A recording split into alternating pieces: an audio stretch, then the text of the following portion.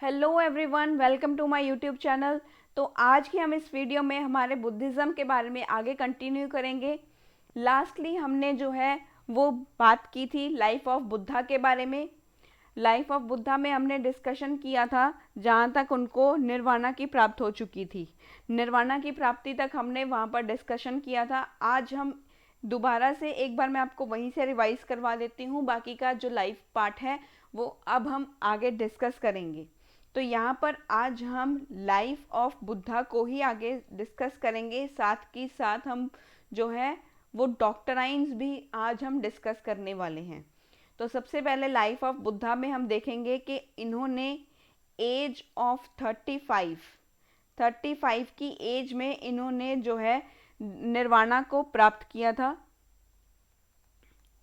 निर्वाणा को इन्होंने प्राप्त किया था। एनलाइटनमेंट इनको यहाँ पर मिल चुका था। एनलाइटनमेंट इन्होंने यहाँ पर जो है वो गेन कर लिया था। ये किया था इन्होंने गया में, जो मगधा रीजन में है, मगधा रीजन में है, जिसे आज का बिहार कहा जाता है। इन्होंने ये अटेन किया था एक पीपल के पेड़ के नीचे, पीपल ट्री के नीचे, on the bank of river Niranjana river के तट के ऊपर यहाँ पर बैठकर, एक पीपल ट्री था उसके नीचे बैठकर इन्होंने जो है वो निर्वाणा की प्राप्ति की थी। और यहाँ से ही उनको एक जो है उनको नाम मिला था बुद्धा का। इनको यहाँ पर नाम मिला था। जिसको सब चीज़ का जो है वो ज्ञान होता है उसे बुद्धा कहा जाता है। जो ये पीपल का ट्री था, पीपल के ट्री को भी बोधि ट्री कहने लग गए थे। इसको भी ये फेमस हो गया था बोधि ट्री के नाम से। उसके बाद क्या हुआ, it is believed that the Ashoka's queen, जो अशोका की क्वीन जो थी वो तिसरखा नाम था, वो बहुत ही ज़्यादा बोधि ट्री से उनको बहुत ही ज़्यादा जलन हुआ करती थी। जो अशोका की जो क्वीन थी, अशोका's क्वीन, अशोका की क्वीन का नाम था तिसरखा। तिसरखा को बहुत ही ज़्यादा जेलस हुआ करती थी ये, इनको जलन हुआ करती थी बोधि ट्री से। बोधि ट्री को मारने के लिए इन्होंने बहुत ही ज़्यादा जो है एक षड्यंत्र हम कह सकते हैं वो रचने की कोशिश की। 3 साल बाद जब ये क्वीन बनी तब इन्होंने जो है एक मांडूथ्रॉन नाम का जो एक प्लांट होता है उसके थ्रू, उसके जो है उसको यूज़ करके इन्होंने बोधि ट्री को जो है ख़त्म करने की कोशिश की। इन्होंने मांडूथ्रॉन्स के ज़रिए, इसके थ्रू ही जो है बोधि ट्री को जो ख़त्म करने की कोशिश की थी।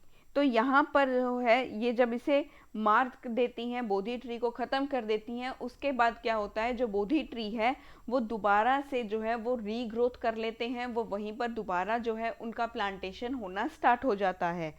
फिर उसके बाद क्या होता है, उसके बाद आते हैं हमारे पास पुष्यमित्र शुंगा। पुष्यमित्र शुंगा, पुष्यमित्र शुंगा के बारे में हम आने वाली क्लासेस में देखेंगे। तो अब हम पहले बात करते हैं जो ये पुष्यमित्र शुंगा थे, इन्होंने, और जो हमारे किंग शशांक थे, किंग शशांक जो थे, इनके साथ इन दोनों ने, पुष्यमित्र शुंगा ने 2nd सेंचुरी में और शशांक ने 600 एडी में, इन दोनों ने बोधि ट्री को मारने की कोशिश की।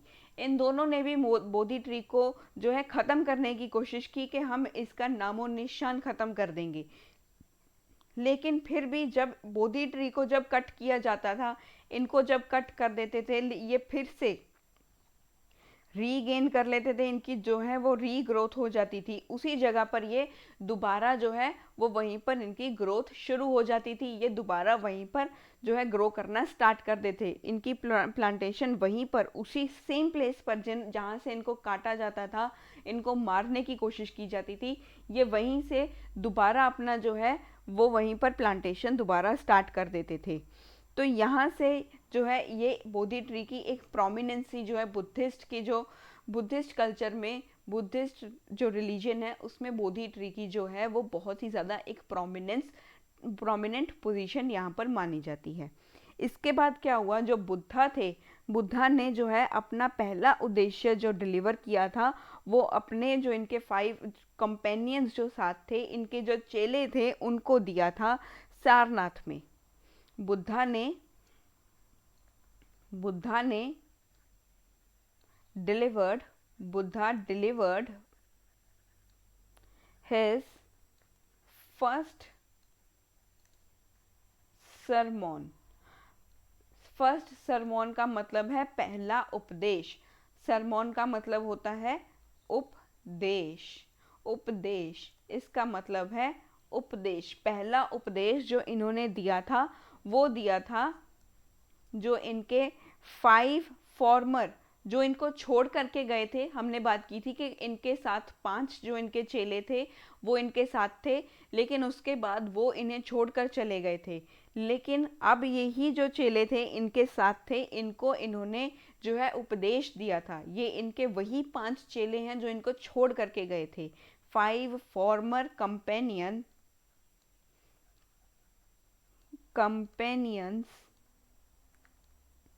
5 फॉर्मर कंपेनियंस, इन्होंने जो पहला अपना उपदेश दिया था ये सारनाथ में दिया था। एक डियर पार्क है वहाँ पर, एक डियर पार्क है सारनाथ में, वहाँ पर दिया था, सारनाथ में दिया था। तो इस जो इवेंट है, ये इवेंट को धम्मचक्र प्रवर्तना के नाम से कहा जाता है। तो इसे जो है, इस इवेंट का जो नाम है, ये जो हुआ था, ये इवेंट को कहा जाता है Dhammachakra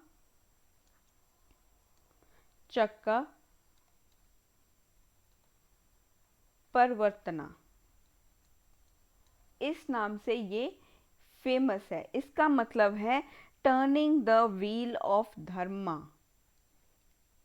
turning the wheel of धर्मा,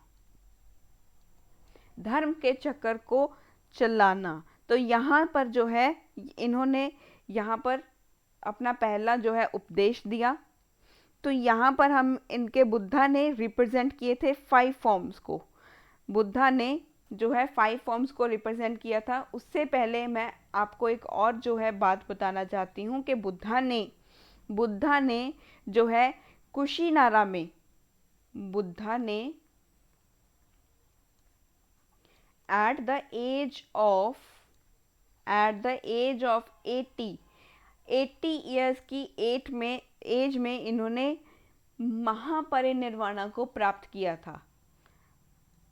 महापरिनिर्वाणा या परिनिर्वाणा भी कहा जाता है। परिनिर्वाणा इन्होंने जो है अटेन किया था। परिनिर्वाणा इन्होंने जो है वो अटेन किया था एट द एज ऑफ 80 साल की उम्र में इन्होंने परिनिर्वाणा को प्राप्त किया था। ये किया था इन्होंने एट कुशीनारा में इन्होंने जो है महापरिनिर्वाणा को प्राप्त किया था। इसका मतलब है, महापरिनिर्वाणा का मतलब है यहाँ पर जो है वो डेथ हो चुकी थी। यहाँ पर जो है वो डेथ हो चुकी थी। महापरिनिर्वाणा का मतलब यही होता है कि डेथ होना। तो यहाँ पर जो है इन्होंने महापरिनिर्वाणा को प्राप्त किया और बुद्धा ने 5 फॉर्म्स को यहाँ पर रिप्रेजेंट किया।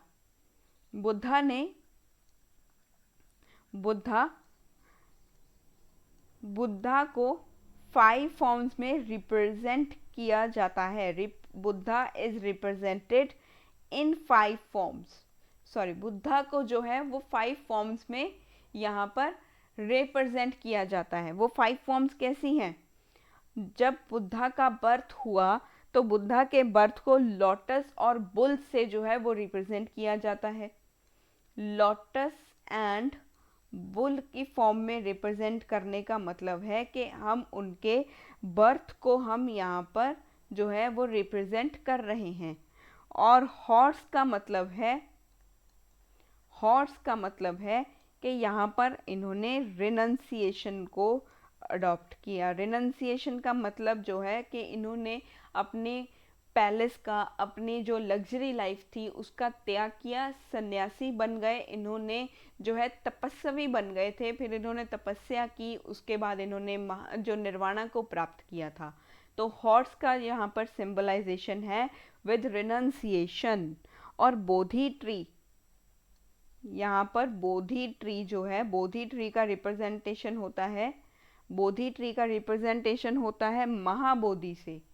महाबोधि से इसका रिप्रेजेंटेशन होता है। यहाँ पर इसके नीचे बैठकर इन्होंने एनलाइटनमेंट को प्राप्त किया था, निर्वाणा को प्राप्त किया था। तो यहाँ पर दूसरा है हमारे पास धम्म चक्र परिवर्तना। धम्म चक्र परिवर्तना, धम्म चक्र परिवर्तना, इसको रिप्रेजेंट किया जाता है पहले उपदेश से, फर्स्ट सरमॉन से, पहले उपदेश से इसे जो है वो रिप्रेजेंट किया जाता है। फिर है फुटप्रिंट्स, लास्ट में आता है हमारे पास फुटप्रिंट्स। फुटप्रिंट्स को जो है वो रिप्रेजेंट किया जाता है निर्वाणा से, इसको रिप्रेजेंट किया जाता है निर्वाणा से। तो हमने यहाँ पर लाइफ ऑफ बुद्धा को देखा, लाइफ ऑफ बुद्धा को हमने देख लिया था, बुद्धा के बारे में देखा कि यहाँ पर इन्होंने पहला उपदेश दिया, एज ऑफ 80 में इन्होंने परिनिर्वाणा को प्राप्त किया था। तो ये सब चीज़ों को हमने यहाँ पर देख लिया था। तो ये जो है यहाँ पर हमने सारी चीज़ों को देख लिया। नेक्स्ट जो है हमारे पास आते हैं डॉक्टराइन्स ऑफ बुद्धिज्म। नेक्स्ट जो है हमारे पास है डॉक्टराइन्स, डॉक्टराइन्स, डॉक्टराइन्स ऑफ बुद्धिज्म। बुद्धिज्म के अब डॉक्टराइन्स क्या क्या हैं, आज हम इन्हें भी डिस्कस करने वाले हैं। बुद्धिज्म के जो डॉक्टराइन्स हैं उसमें हम देखेंगे जो 4 नोबल ट्रूथ्स थे वो देखेंगे, साथ में जो अष्टांगिका मार्ग है उसको डिस्कस करेंगे, जिसे 8 फोल्ड पाथ कहा जाता है। इनके डॉक्टराइन्स में हमारे पास मिडिल पाथ है, सोशल कोड ऑफ कंडक्ट आता है, अटेनमेंट ऑफ निबाना या निर्वाणा भी इसके अंडर हमने देखा है। तो सबसे पहले तो हम यहाँ पर इनकी जो इम्पोर्टेंट 3 पिलर्स हैं हमारे बुद्धिज़्म के, हम उसके बारे में देखेंगे। जो हमारे 3 जो ज्वेल्स थे बुद्धिज़्म के वो क्या क्या थे। इनको 3 ज्वेल्स भी कहा जाता है, ये 3 इम्पोर्टेंट पिलर्स भी हैं। इनकी जो बुद्धिज़्म की जो टीचिंग्स थी इनमें 3 इम्पोर्टेंट पिलर्स आते हैं। बुद्धिज़्म की जो टीचिंग्स थी, बुद्धा की जो टीचिंग्स थी, Buddhas teaching contain 3 important pillars. 3 important pillars को ये यहाँ पर जो है वो हम देखेंगे। सबसे पहले जो है हमारे पास वो है बुद्धा। बुद्धा, बुद्धा को फाउंडर, बुद्धा एक फाउंडर भी हैं और टीचर भी हैं। अब इन्होंने बुद्धिज़्म को यहाँ पर जो है, बुद्धिज़्म के फाउंडर भी बुद्धा हैं और जो हमें टीचिंग्स जो प्रोवाइड की हैं बुद्धिज़्म ने वो भी सारी बुद्धा ने ही दी हैं, वो भी सारी बुद्धा ने दी हैं। उसके बाद है हमारे पास धम्मा। धम्मा, धम्मा जो है ये टीचिंग्स हैं, ये टीचिंग्स हैं, ये शिक्षाएं हैं जो हमें प्रोवाइड की गई हैं। तो सबसे पहले हमने देखा था बुद्धा, बुद्धा को जो थे ये फाउंडर थे। धम्मा जो है ये टीचिंग्स हैं। उसके बाद आते हैं हमारे पास संगा, उसके बाद आते हैं हमारे पास संगा। थर्ड जो है वो है संगा। ये क्या है, ये बुद्धिस्ट मॉन्क्स हैं या नन्स हैं। ऑर्डर ऑफ बुद्धिस्ट मॉन्क्स और नन्स। बुद्धिस्ट मॉन्क्स या नन्स, जैसे ब्राह्मण्स में हमने प्रीस्ट वगैरह को देखा था, उसी तरह से यहाँ पर हम बुद्धिस्ट जो है मॉन्क्स को देखेंगे या नन्स को देखेंगे। तो यहाँ पर जो है बुद्धा ने जो है वहाँ पर डिस्कवर किए थे, हमारे पास 4 नोबल ट्रुथ्स का यहाँ पर इन्होंने जो है वो फॉर्मेशन हमें दिया था कि 4 तरह के जो नोबल ट्रुथ्स होते हैं वो इन्होंने बताए थे। इन्होंने बुद्धा है डिस्कवर्ड, बुद्धा ने हमें बताया, Buddha discovered 4 noble truths, 4 noble truths. तो सबसे पहला क्या आता है हमारे पास? सबसे पहले हम देखेंगे यहाँ पर जो बुद्धा के पहला ट्रूथ है, नोबल ट्रूथ जो है वो है हमारे पास truth of suffering, truth of suffering, जिसे कहा जाता है दुख, ट्रूथ ऑफ सफरिंग। हर किसी की लाइफ में एक इनएविटेबल सफरिंग होती है, हर किसी की लाइफ में जो है एक इनएविटेबल सफरिंग होती है। हर किसी ना किसी को किसी ना किसी सिचुएशन से डील अप करना पड़ता है। स्टूडेंट लाइफ में स्ट्रगल्स और होते हैं, जब हमारे जो घर की जो प्रॉब्लम्स होती हैं, जो हमारी फैमिली प्रॉब्लम्स होती हैं वो और होती हैं। हर किसी की लाइफ में कोई ना कोई स्ट्रगल्स होती ही रहती हैं। अगर आप ओल्ड एज की बात करो तो फिर वहाँ पर भी हमारे पास सफरिंग्स होती हैं। हर किसी ना किसी को कोई ना कोई प्रॉब्लम है। जैसे अगर आप तो आईएएस एस्पिरेंट्स हो, ठीक है, आप तो यूपीएससी के एस्पिरेंट्स हो, आपको ज़्यादा पता होगा कि भी सफरिंग्स को आप कैसे हैंडल करते हो। आपके पास लॉट ऑफ चैलेंजेस हैं, जैसे आपने अपना सर्वाइवल भी देखना है, आपने अपने जो कोचिंग्स वगैरह होती हैं उनको भी देखना है। कई जो हैं वो बच्चे कोचिंग्स नहीं प्रोवाइड कर सकते, लेकिन फिर भी वो हैं, उनको कोई ना कोई जो है वो नॉलेज उनको चाहिए, कहीं ना कहीं से तो उनको वो नॉलेज चाहिए ताकि उनका जो सिलेबस है वो अपना कंप्लीट कर पाएँ। आप अपने जो है डेली मैगजीन्स को कैसे कंप्लीट करोगे, आंसर राइटिंग्स कैसे करनी है, एमसीक्यूज़ को कैसे सॉल्व करना है, ये इस तरह की अटेम्प्ट को भी आपने क्लियर करना है। सबसे ज़्यादा प्रेशर आपका फैमिली से होता है कि भी इस बार का अटेम्प्ट हुआ या नहीं हुआ। अटेम्प्ट दे करके आते हो तब उसके बाद एग्ज़ाम का प्रेशर, एग्ज़ाम कैसा गया होगा, रिज़ल्ट कैसा जाएगा। जब रिज़ल्ट का भी आप लोगों को पता लग जाता है कि अभी रिज़ल्ट अभी ऐसा गया है हमारा, तो उसके बाद जो है वो घर वालों को फेस करने का, रिलेटिव से प्रेशर, सोशल प्रेशर आपके ऊपर बहुत ज़्यादा हो जाता है। तो ये सब चीज़ें जो हैं वो एक जेन्युइन से हमारी जो प्रॉब्लम्स होती हैं ये हैं। लेकिन यहाँ पर जो बुद्धा ने बताया कि भी यहाँ पर हर किसी की लाइफ में कोई ना कोई पेन है, कोई ना कोई सॉरो है, कोई ना कोई दुख हमें है ही। तो ये सब चीज़ों के बारे में पहला हमें ट्रूथ बताया। दूसरा उन्होंने बताया truth of the cause of suffering, truth of the cause of suffering, cause of suffering, जिसे कहा गया है समुदया, truth of cause of suffering. There is a cause to our suffering, कोई ना कोई कारण तो है हमारी सफरिंग का। जैसे अगर कोई गरीब इंसान है, मिडिल क्लास फैमिली से है, let's have an example of a middle class person, उसको जो है उसको प्रॉब्लम क्या होती है कि मुझे मेरे घर के लिए भी कोई ना कोई चीज़ जो है उसको भी सेविंग्स भी करनी है, घर का खर्च भी चलाना है, ठीक है, फैमिली को भी देखना है, खुद भी देखना है, जॉब को भी देखना होता है।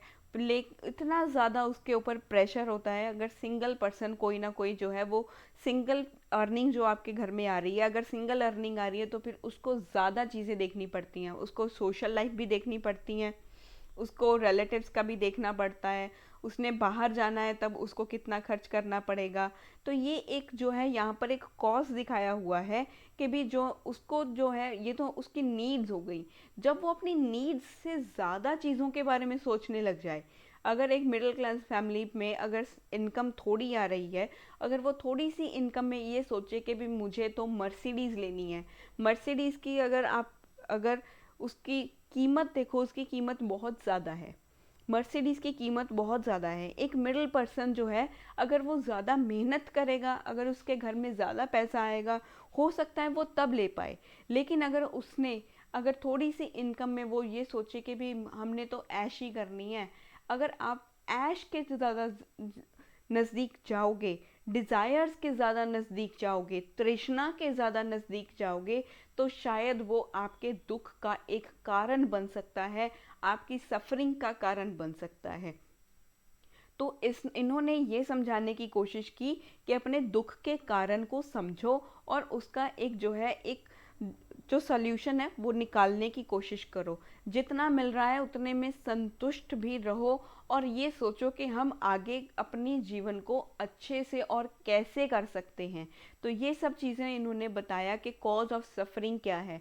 कॉज ऑफ सफरिंग में हमारी डिज़ायर्स आती हैं। जब हम हमारी इच्छाओं को ज़्यादा जो है वो हमारे ऊपर जो है जो कंट्रोल है हमारी इच्छाओं का वो ज़्यादा होने लग जाए, ये हमें ज़्यादा कंट्रोल करने लग जाए। देखो, नीड्स तो हमारी इम्पोर्टेंट है, जो हमारी नीड्स होती हैं वो तो हमें चाहिए ही चाहिए, नीड्स को हम कभी भी इग्नोर नहीं कर सकते।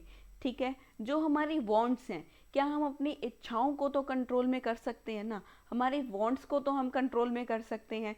जैसे कि आप अभी एक एस्पिरेंट्स हो, आपका मन करता है कि ज़्यादा सोने का, लेकिन वो आपकी एक डिज़ायर है, क्योंकि आपको अगर वो चीज़ आप करने लग जाओगे, ज़्यादा सोने लग जाओगे, ज़्यादा टाइम वेस्ट करोगे, तो हो सकता है कि आप अपने ड्रीम से बहुत ज़्यादा पीछे आ जाओ, आईएएस बनने के ड्रीम से पीछे हो जाओ। तो अपने डिज़ायर्स को कंट्रोल में रखना, उनको समझना, अगर आप उनको ही कंट्रोल में रख लोगे कि नहीं नहीं मुझे इतने घंटे ही सोना है तो मैं इतने घंटे ही सोऊंगी या इतने घंटे ही सोऊंगा, तो यहाँ पर जो है वो आप अपने लक्ष्य से कभी भी भटकोगे नहीं। आपको हमेशा फोकस रहना जो है वो चाहिए, फोकस आपको वहीं से ही मिलेगा जब आप अपने डिज़ायर्स को कंट्रोल में करना स्टार्ट कर दोगे। तब तीसरा इन्होंने क्या कहा, तीसरा इन्होंने बताया truth of end of suffering, truth of end of suffering, truth of end of suffering, जिसे कहा जाता है निरोधा। निरोधा, जो हमारी सफरिंग्स हैं हम इनको एंड कर सकते हैं अगर हम निर्वाणा का प्राप्त कर लें। हमारी इच्छाओं को अगर हम अपने काबू में कर लें, हम अपनी नीड्स को ज़्यादा पहले तवज्जो देनी स्टार्ट कर दें कि ये हमारी नीड्स हैं, ये हमारा लक्ष्य है, हमने हमारे लक्ष्य को प्राप्त करना है। लक्ष्य की प्राप्ति के बाद आप ये सब चीज़ों के बारे में, ये जो है हमारी जो सफरिंग्स होंगी, हमारा जो दुख है, हम इसको काबू में कर सकते हैं। हम जो सफरिंग्स हैं हम इसको एंड कर सकते हैं अगर हम अपनी इच्छाओं को जो है कंट्रोल में कर लें। मैं ये नहीं कह रही कि इच्छाओं को ख़त्म ही कर दो, इच्छाओं को कभी ख़त्म नहीं कर सकते, लेकिन इच्छाओं को हम काबू में ज़रूर कर सकते हैं, उनको कंट्रोल ज़रूर कर सकते हैं। यही अगर आप आज सोच रहे हो कि भी मैं मर्सिडीज़ लूँगा, तो फिर आप इन फ्यूचर में सोचो कि भी मैं जब आईएएस बन जाऊँगा तब मैंने ये चीज़ें मैंने लेनी है, तब मैंने अपने फैमिली का ये ड्रीम्स जो है वो मैंने कंप्लीट करने हैं। जो इस तरह की आप चीज़ें सोच सकते हो, लेकिन अभी के लिए तो आप अपने डिज़ायर्स को कंट्रोल में रख सकते हो ना, क्योंकि अभी आपको एक तपस्या करनी है। आईएएस बनने के लिए एक तपस्या आपको करनी होगी। तो ये तपस्या जो होती है, ये जो अब आप अपनी इच्छाओं को काबू में कर लोगे, अपने आप को पेशेंसली कंट्रोल करोगे, तभी ये चीज़ें जो हैं वो आपके अंदर आनी स्टार्ट हो जाएंगी। तभी आप अपनी जो है सफरिंग्स को, अपने दुख को जो है वो ख़त्म कर सकते हो। हमारी जो ज़्यादा फालतू की इच्छाएं होती हैं ना, कि भी किसी का फ़ोन आ गया, अगर आपके कोई सोशल फ्रेंड अभी जो आपका नई प्रेपरेशन कर रहा है, वो आपके साथ जो टाइम स्पेंड करना चाहता है, अगर आप उसको कहो कि वो आपको फ़ोन करके कह दे कि भी चल आजा हम ये यहाँ पर पार्टी करके आते हैं, ये करते हैं, वो करते हैं, तो फिर आप वो चीज़ों को कंट्रोल करना स्टार्ट कर दो। वो चीज़ों से आप अपनी थोड़ा सा कट ऑफ करना स्टार्ट कर दो, क्योंकि वो लोग आपको अपने आपके गोल से भटका देंगे, आपको अपने जो लक्ष्य है वो उससे दूर कर देंगे। आपका लक्ष्य सिर्फ एक ही होना चाहिए, वो है मेरा आईएएस बनना, क्योंकि मेरे पेरेंट्स चाहते हैं मैं एक अच्छा जो और एक काबिल इंसान बनूं।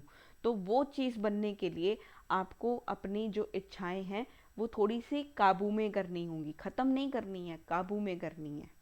तो यहाँ पर जो है, लेकिन बुद्धा के अकॉर्डिंग जब आप अपनी सफरिंग्स को ख़त्म कर सकते हो, अगर आप निर्वाणा का अटेनमेंट कर लो, अगर आप निर्वाणा की प्राप्ति कर लो, तब आप अपनी सफरिंग्स को जो है वो ख़त्म कर सकते हो।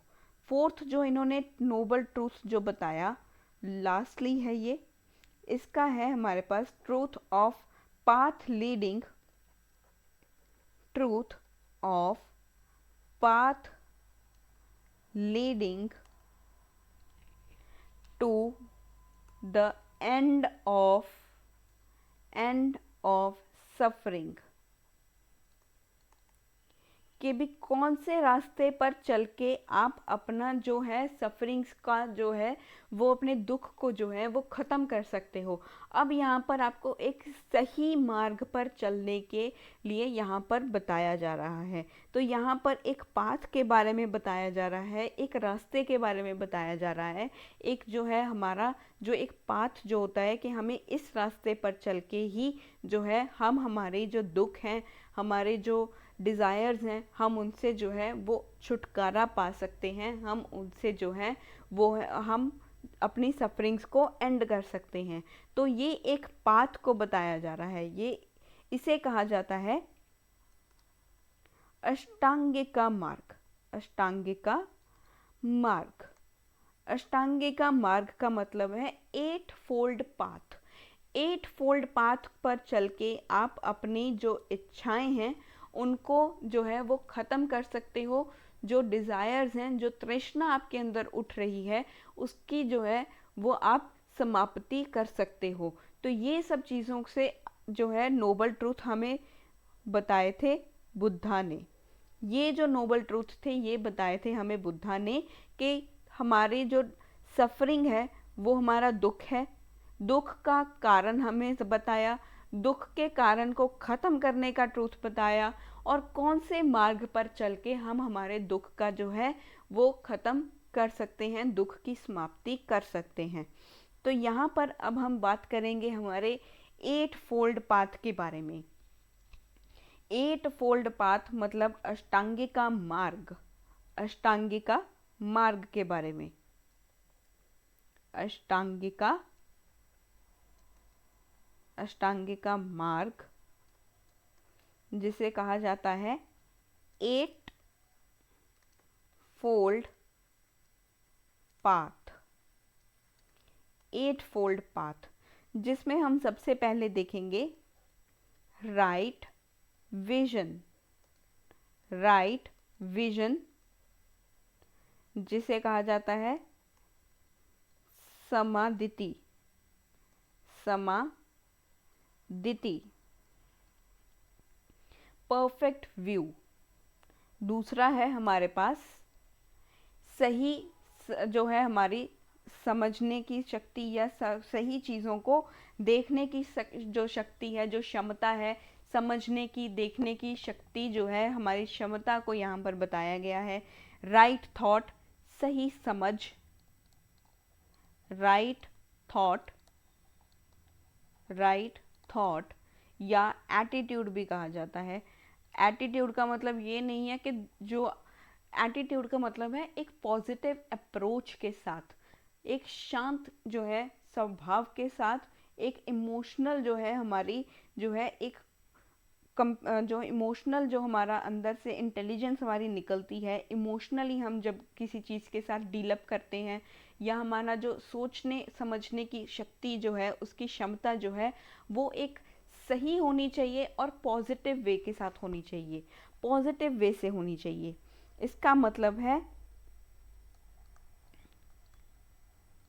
समासंकपा, समासंकपा। थर्ड है हमारे पास राइट और whole speech, right speech, right speech, समावाका, समावाका, राइट स्पीच। सही शब्द या सही जो हमारा बोलना है वो ट्रूथ और क्लियरली हमें वो चीज़ें बोलनी चाहिए, और बड़े आराम से और बड़े जो है बिना किसी को नुकसान पहुंचाए हमें हमारी बात जो है वो कहनी चाहिए। ठीक है। फोर्थ है हमारे पास राइट एक्शन, राइट, सही एक्शन। यहाँ पे वो एक्शन मूवी वाला एक्शन नहीं है, ये एक्शन है हमारा जो हमारे जो प्रिंसिपल्स हैं या हमारा जो एथिकल पार्ट है। अभी आप देखोगे हमारे जो यूपीएससी के सिलेबस है उसमें भी आपको एथिक्स का एक GS4 का पेपर दिया हुआ है, एथिक्स का। मतलब कि वो आपके स्वभाव में चीज़ आनी चाहिए, वो स्वभाव आपका कैसा होना चाहिए, वो चीज़ें एक राइट एक्शन में जानी चाहिए। ऐसा नहीं है कि आप किसी को कटु वाक्य बोलो और एकदम से मारामारी करनी स्टार्ट कर दो, ये चीज़ें नहीं होनी चाहिए। आराम से करना चाहिए और कामली करना चाहिए, राइट एक्शन होना चाहिए। ऐसा नहीं है हड़बड़ी में चीज़ें करते रहो। राइट एक्शन मतलब सही स्वभाव होना चाहिए। स्वभाव हमारा बहुत ही इम्पोर्टेंट है, जिसे कहा जाता है साम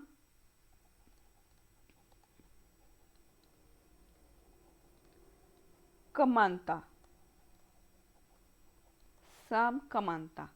और इसमें आगे हमारे 5 पर्सपेक्टिव्स आते हैं। इसके अंडर हमारे पास 5 इस तरह के पर्सपेक्टिव्स आते हैं जो हमें देखने हैं। यहाँ पर 5 पर्सपेक्टिव्स हैं। सबसे पहला है हमारे पास डू नॉट कमिट वायलेंस। किसी के साथ वायलेंस नहीं करना चाहिए, मतलब मारा मारी तो नहीं करनी चाहिए। ये एक आईएएस के जो है एक छवि को भी यहाँ पर हम देख सकते हैं कि एक जो डीएम के अंदर क्वालिटीज़ होनी चाहिए वो ऐसी तो नहीं होनी चाहिए कि आप एक ऑफिस में बैठे हो, आपके पास कोई अपनी शिकायत लेकर के आया और आपको गुस्सा आ गया और आपने उसको थप्पड़ मार दिया। तो ऐसा तो बिल्कुल भी नहीं होना चाहिए एक डीएम का नेचर। एक डीएम का नेचर होना चाहिए कि वो कामली वो उसकी बात को सुने, उसकी बात को समझे, उसके बाद कोई अच्छा जो है जो निर्णय है वो ले सके, एक निष्कर्ष वहाँ पर निकाल सके, एक कंक्लूजन दे सके। तो ये चीज़ें होनी चाहिए। ये भी हमारे एक एथिकल वैल्यू है हमारी। Do not commit violence, do not commit violence. दूसरा है हमारे पास do not covert the property of others. किसी की प्रॉपर्टी को हथियाना नहीं चाहिए। इलीगल तौर के ऊपर आप किसी के घर में जाओ और आप जा करके ये बोलने लग जाओ कि अब से ये तो मेरा घर हुआ, आप जाओ यहाँ से। ऐसा कैसे हो सकता है? वो घर तो उन्हीं का रहेगा ना, आप किसी की ऐसे प्रॉपर्टी को एक्वायर नहीं कर सकते। ठीक है। और इलीगली तो आप किसी को भी ऐसे उसके घर से या उसकी जो अगर उसका प्लॉट नहीं भी है, एक प्लॉट ही है, खाली प्लॉट है, आप वहाँ पर किसी के भी प्लॉट के ऊपर जाकर कंस्ट्रक्शन स्टार्ट कर दो, ये तो गलत है। ठीक है, ये नहीं करना चाहिए। Do not covet the property of others. दूसरों के ज़मीन पर कब्ज़ा नहीं करना चाहिए। इसका सीधा सीधा मतलब है कब्ज़ा नहीं करना है किसी की भी ज़मीन पर। Do not indulge in corrupt practices और sensual behaviour. Do not indulge in corrupt, do not indulge in corrupt practices. देखो, करप्शन से तो हमें दूर रहना ही चाहिए और गलत जो हरकतें हैं वो भी नहीं करनी चाहिए। ठीक है, इनका मानना था कि भी करप्शन तो नहीं करनी चाहिए। आप एक डीएम के ओहदे पर बैठे हो, इतना ज़्यादा स्ट्रगल करके आप आगे जा रहे हो, स्ट्रगल को याद रखो।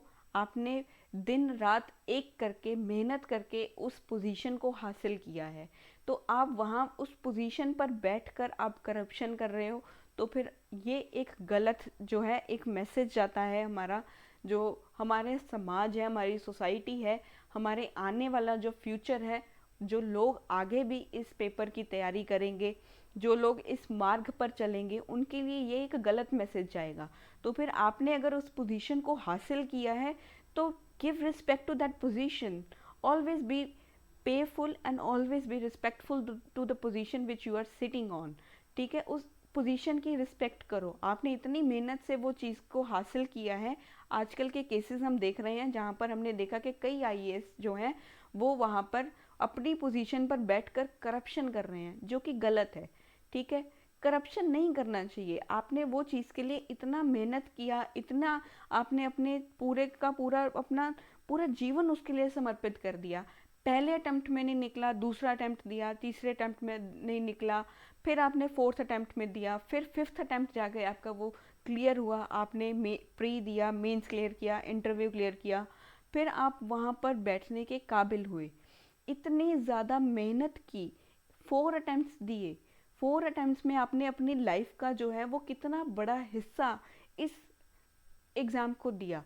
तो आप आगे चल के वो चीज़ के लिए आप करप्शन करो, कितनी अच्छी बात होगी? ये चीज़ बिल्कुल भी अच्छी नहीं है। ये बिल्कुल भी अच्छा मैसेज नहीं जाता हमारी सोसाइटी के लिए, हमारे फ्यूचर के लिए। तो ये सब चीज़ें तो बिल्कुल भी नहीं करनी चाहिए। ये तो जेन्युइन सी बात है। ये चीज़ें भी बुद्धा ने हमें समझाई हैं हमारे अष्टांगिका मार्ग में। तो यहाँ पर इन्होंने कहा कि झूठ नहीं बोलना चाहिए किसी से भी। ये तो मम्मी पापा भी समझाते हैं हमें, आज के टाइम पर भी ये हमें समझाया जाता है। ये तो एक मॉरल वैल्यू है जो हमें हमारे मम्मी पापा, दादा दादी, हमारे जो बुज़ुर्ग लोग हैं या हमारे जो मम्मी पापा हैं वो, और हमारे जो टीचर्स हैं वो भी हमें सिखाते हैं कि कभी भी झूठ नहीं बोलना चाहिए, झूठ नहीं बोलना चाहिए। ये बुद्धा ने भी सिखाया। Do not speak a lie, do not speak a lie. और इन्होंने क्या बताया था? और इन्होंने बताया था कि यहाँ पर हमें इंटॉक्सिकेशन का भी यूज़ नहीं करना चाहिए। यहाँ पर मैं मेंशन कर देती हूँ ये चीज़ें। Do not use intoxicants. Intoxicants, intoxicants का मतलब है कि जो चीज़ें हमारी बॉडी को नुकसान पहुंचाती हैं, जैसे कि यूज़ ऑफ अल्कोहल, ये सब चीज़ों का हमें यूज़ नहीं करना चाहिए। ये सब चीज़ें तो हमें मम्मी पापा भी समझाते हैं, लेकिन कई लोग जो हैं वो चीज़ें नहीं समझते। ये बुद्धा ने भी समझाया कि ये हमारी हेल्थ के लिए अच्छी नहीं है। ये हमारी जो मेंटल, जो हमारी एबिलिटी है, सोचने की जो शक्ति होती है, उसको ख़त्म कर देती हैं। लेकिन आज अगर हम हमारे यूपीएससी के अगर दौर में देखें तो फिर कई लोग जो होते हैं वो इस चीज़ में इंडल्ज हो जाते हैं। उनको इन सब चीज़ों की आदत पड़नी स्टार्ट हो जाती है, जो कि गलत है। उन लोगों का मानना होता है कि हमें कंसंट्रेशन में हेल्प होता है। इससे कोई कंसंट्रेशन का हेल्प नहीं होगा। जो भी इस वक्त हमारा पहला जो है फर्स्ट टाइम जो है वो यूपीएससी एस्पिरेंट्स जो है इस बार फर्स्ट अटेम्प्ट देंगे, वो अपने घर से हो सकता है बाहर जा कर के तैयारी कर रहे हो, अपनी फैमिली से दूर जा कर के कहीं तैयारी कर रहे हो, आइदर इन दिल्ली और एट एनी अदर प्लेस, किसी और जगह पर भी जा कर के वो पढ़ाई कर रहे हो। तो एक जो है एक मैं मैसेज यहाँ पर देना चाहती हूँ कि please don't indulge in such activities of taking the intoxicants. ये सब चीज़ें आप मत लेना। एक अच्छे आप जो है एक एस्पिरेंट हैं, एस्पिरेंट की जो क्वालिटी होती है वो यही होती है कि वो इन सब चीज़ों से दूर रहे। ठीक है, आपको ये चीज़ें अभी जो हैं वो अभी आपको एक कई बार ये चीज़ें फैसिनेट कर सकती हैं, लेकिन ये एक लाइफ टाइम के लिए नहीं होती, ये बहुत हार्मफुल होती हैं। एक पढ़े लिखे होकर के हम ये सब चीज़ें करें, ये अच्छी बात नहीं है। ये हमारे जो है आने वाली जनरेशन के लिए भी एक गलत मैसेज जाता है। तो हम इन सब चीज़ों से हमें दूर रहना चाहिए। बुद्धा ने भी हमें यही समझाया। तो यहाँ पर जो है ये तो नॉर्मल जो हम सभी जो लोग हुआ करते थे उनके लिए भी हैं, आज के लिए भी ये सब चीज़ें, आज के टाइम पर भी अगर हम देखें तो ये सब चीज़ें जो हैं वो इम्पॉर्टेंट हैं। लेकिन वहाँ पर बुद्धा ने लोगों को ये मैसेज दिया। उसके साथ साथ उन्होंने बुद्धिस्ट मॉन्क्स और नन्स के लिए भी जो है कुछ ना कुछ यहाँ पर जो थे वो पर्सपेक्टिव्स ऐड किए थे। जो बुद्धिस्ट और बुद्धा ने बुद्धिस्ट मॉन्क्स और नन्स के लिए जो मैसेज यहाँ पर दिया वो भी है। वो क्या है? बुद्धा ने यहाँ पर सम पर्सपेक्टिव्स जो थे, पर्सपेक्टिव्स उन्होंने मॉन्क्स और नन्स के लिए भी यहाँ पर रखे थे। मॉन्क्स एंड नन्स के लिए भी इन्होंने रखे थे। वो थे हमारे पास, सबसे पहला जो था वो था avoid eating after mid day. Avoid eating after mid day, दोपहर के बाद। मिड डे मतलब 12 बजे के बाद आप जो है खाना नहीं खा सकते। ये बुद्धिस्ट मॉन्क्स के लिए हैं और नन्स के लिए हैं। ये आप अपनी लाइफ में मतलब ये इंडल्ज मत कर लीजिएगा, इन्हें इंक्लूड मत कर लीजिएगा कि उन्होंने बोला था क्लास में, मैम ने बोला था कि हम ये अवॉइड करना मिड डे के बाद खाना, तो ये आप लोगों के लिए नहीं है। ये बुद्धा ने कुछ पर्सपेक्टिव्स दिए थे, बुद्धिस्ट मॉन्क्स और नन्स के लिए ये दिए थे, ना कि आप लोगों के लिए, ठीक है। उन्होंने इनको कहा था, मॉन्क्स और नन्स को कहा था कि आपने मिड डे के बाद नहीं खाना है। और दूसरा इन्होंने पर्सपेक्टिव यहाँ पर दिया, दूसरा पर्सपेक्टिव दिया एब्सटेन फ्रॉम डांसिंग। एब्सटेन ये भी आप लोगों के लिए नहीं है। अगर आप थोड़ा सा अगर आप एंजॉयमेंट करना चाहते हो, अपने रूम में रहिए, वहाँ पर थोड़ा बहुत आप जो है वो कर सकते हो। थोड़ा जो है ऐसा एंटरटेनमेंट आप घर में ही कर सकते हो अपनी। अगर आप फैमिली के साथ हो तो फिर बहुत अच्छी बात है। अगर आप कहीं बाहर हो तो फिर अवॉइड करें बाहर जाना, अपने रूम में ही थोड़ा सा एंजॉय कर सकते हैं। ऐसा नहीं है कि यूपीएससी जो है आपको ये सब चीज़ें करने से भी मना करती है। यूपीएससी में ये नहीं कहा है, उसने सिलेबस दिया है कि ये भैया ये हमारा सिलेबस है, इसे पढ़ो और एग्ज़ाम दो। उसने ये नहीं कहा कि अपनी सोशल लाइफ में थोड़ा सा जो आप एंटरटेनमेंट कर रहे हो वो भी ख़त्म कर दो। थोड़ा जो है आप एंटरटेनमेंट अपनी लाइफ में रख सकते हो, लेकिन it should be in a limit. ऐसा नहीं है कि आप लिमिट से ही बाहर जा रहे हो, ठीक है। अवॉइड जो यहाँ पर जो है abstain from dancing, abstain from dancing मतलब कि बुद्धिस्ट मॉन्क्स और नन्स को कहा है कि इन्होंने डांस नहीं करना है और इन्होंने गाना भी नहीं गाना है। आप लोग गा सकते हो, ठीक है। इन्होंने म्यूज़िक भी नहीं सुनना है, आप म्यूज़िक सुन सकते हो, आप लोग सुन सकते हो, लेकिन ये बुद्धा ने बुद्धिस्ट मॉन्क्स और नन्स के लिए कहा है, ठीक है। और कोई भी अदर एंटरटेनमेंट इनको करने से मना किया था बुद्धा ने। एंटरटेनमेंट जो है इनको करने से मना किया था। और यहाँ पर इन्हें और क्या कहा था कि आपने परफ्यूम्स का यूज़ नहीं करना है। परफ्यूम्स तो बिल्कुल भी यूज़ नहीं करना। ऑर्नामेंट्स को भी इन्होंने यूज़ नहीं करना। वो सब चीज़ों का त्याग करना है जो आपके सुंदरता को, आपकी बॉडी को सुंदर बना रहे हैं, खूबसूरत बना रहे हैं जो चीज़ें, उन सब चीज़ों का जो है यहाँ पर इन्होंने कहा भी त्याग कर दो। और इन्होंने कहा तीसरा जो चीज़ थी, तीसरी जो चीज़ इन्होंने जो कही थी बुद्धिस्ट मॉन्क्स को, वो थी एब्सटेन फ्रॉम यूजिंग हाई और luxurious beds. Abstain abstain from using luxurious beds.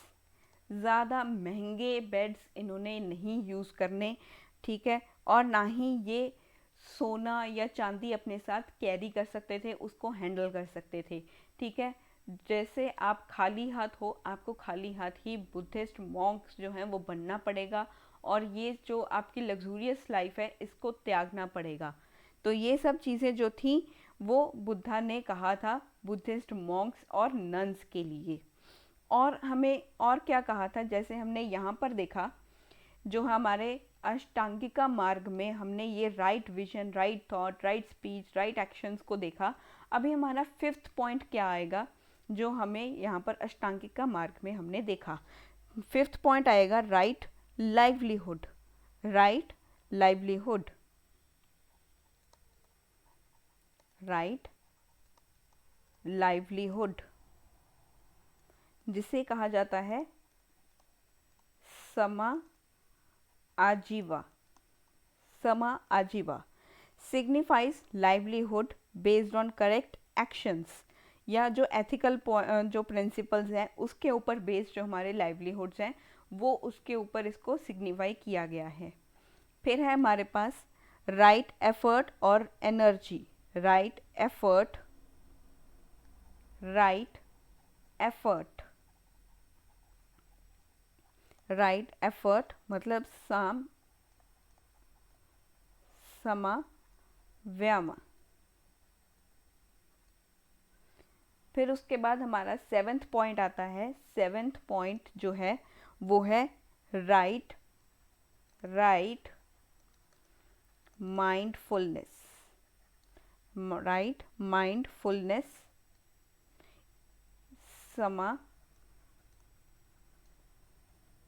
समासति। One should be aware of each and everything, means one should be aware of each and everything। होशो हवास में चीज़ें करनी चाहिए, होशो हवास में चीज़ें करनी चाहिए। अपना खुद का सेल्फ बिहेवियर देखो कैसा है, नेगेटिव है, पॉजिटिव है, कैसा है, उस अकॉर्डिंगली चीज़ों को हैंडल करना सीखो। Right concentration, right concentration,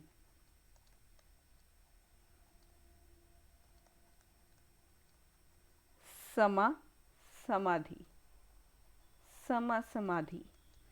right concentration मतलब कि भी एक अच्छे कॉन्सेंट्रेशन मेडिटेशन के साथ एक जो है समाधि जो आपने लगानी है वो एक अच्छे से यहाँ पर जो है बिना किसी जो है यहाँ पर अपना गोल को भुलाए, अपने फोकस को बिना गवाए, अपने लक्ष्य से बिना भटके उन चीज़ों को अच्छे से वो है जो आपको कंसंट्रेट करना होगा। अपनी जब आप लोग जब पढ़ाई नहीं करते तो फिर आपको मम्मी कहती है ना कि अच्छे से पढ़ाई करो, फोकस होके पढ़ो, अपना कंसंट्रेशन बढ़ाओ।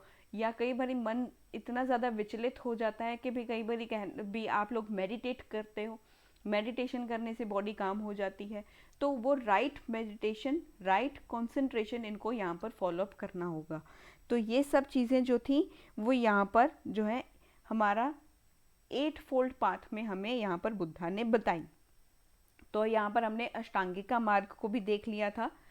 बाकी जो हमारा रह जाएगा वो हम नेक्स्ट लेक्चर में पढ़ेंगे। अभी इतना ही आप देखो, क्योंकि ये सब चीज़ों को भी एक बार रिवाइज करने में बहुत ही ज़्यादा टाइम जाएगा। ज़्यादा धीरे धीरे इसीलिए है क्योंकि सब चीज़ों को ज़्यादा से ज़्यादा अगर हम आगे इतनी तेज़ी से लेकर के जाएंगे तो फिर हमारा जो है वो दिमाग ज़्यादा एग्जॉस्ट हो जाएगा, वो इतनी ज़्यादा चीज़ों को हैंडल नहीं कर पाएगा। तो आराम आराम से चीज़ों को करो, बड़े कामली चीज़ों को करो, ताकि जो है आपको वो सारी चीज़ें जो है समझ में आए। तो यहाँ पर हमने डॉक्टर आइंस में सबसे पहले हमने 4 जो हमारे नोबल ट्रुथ थे हमने उनको देखा, ये 4 नोबल ट्रुथ थे। उसके बाद हमने अष्टांगिका मार्ग को समझा। अष्टांगिका मार्ग को समझना आज हमारा ये लास्ट टॉपिक था। अभी हमारा जो डॉक्टर आइंस है वो अभी ख़त्म नहीं हुए हैं, डॉक्टर आइंस अभी बाकी हैं, वो हम नेक्स्ट लेक्चर में देखेंगे। अगर आपको ये वीडियो बहुत अच्छी लगी हो, समझ में आया हो, तो इसको शेयर ज़रूर कर दीजिएगा और अपना जो है चैनल को सब्सक्राइब कर दीजिएगा। और अगर आपको कोई भी कन्फ्यूजन हो तो फिर आप मुझे बता सकते हो, मैं आपको जो है वो गाइड कर भी दूँगी वो उन सब चीज़ों के लिए। ठीक है, तो ये सब चीज़ों को हम आगे कंटिन्यू करेंगे हमारे नेक्स्ट लेक्चर में। तब तक के लिए देखते रहिए मेरे साथ एंशिएंट हिस्ट्री की सीरीज़ में। And thank you and keep watching and keep supporting me. Thank you so much.